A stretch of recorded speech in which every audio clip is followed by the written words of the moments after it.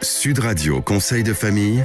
La chronique patrimoine avec Fee Investment Manager. Fee Investment Manager gère vos actifs financiers au plus près de vos objectifs. Bonsoir à tous, bonsoir Stéphane Moller. Bonsoir Olivier Daudet. Fondateur et président de Via Wealth Management. Ce soir, on va poursuivre, on va développer nos chroniques sur les éléments de différence entre mariage et Pacs. Et oui, il y a effectivement beaucoup de différences entre Pacs et mariage. On va essayer de recenser les points de similitude et les points de divergence. Alors je commence par les similitudes, on a déjà pu l'évoquer.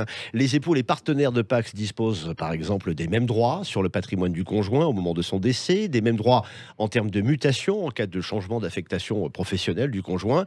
La fiscalité dans le mariage et dans le Pacs, c'est la même, de même que les règles de solidarité dans le couple. Oui, et au rang des divergences, nous avons évoqué les points de différence sur les droits attachés à la résidence principale, tant comme locataire que comme propriétaire, les différences en termes de droits de reversion pour les retraites, ou alors les différences dans le cadre d'adoption d'enfants, les différences de traitement aussi pour les partenaires de Pacs et les époux au moment du décès du conjoint. Il existe d'autres différences encore, Et oui, le cas de la succession dans le mariage et dans le Pacs. Le mariage est naturellement plus avantageux que les Pacs en matière de succession. Le Pacs ne confère aucun droit de succession aux partenaires survivants. La rédaction d'un testament dans le cadre d'un Pacs est donc absolument nécessaire.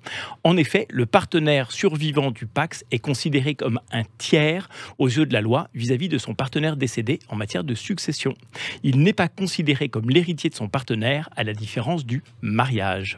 Dans le mariage, la loi permet aux époux de s'attribuer une part de quotité disponible plus importante que la quotité disponible ordinaire, appelée quotité disponible spéciale entre époux.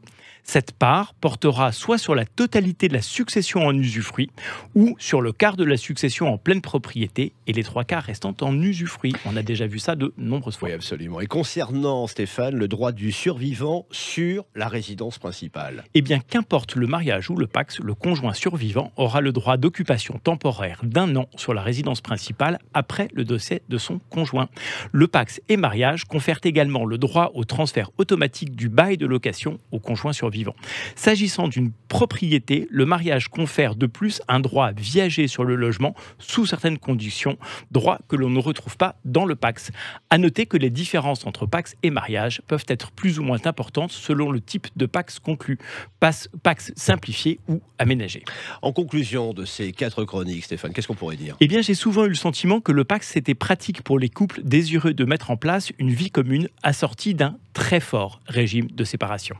Merci Stéphane. Alors chronique celle-ci et les 3 précédentes à retrouver en podcast sudradio.fr. Nous on se retrouve demain. À demain Olivier. Avec plaisir. C'était Sud Radio Conseil de famille. La chronique patrimoine avec Fee Investment Manager. Fee Investment Manager gère vos actifs financiers au plus près de vos objectifs.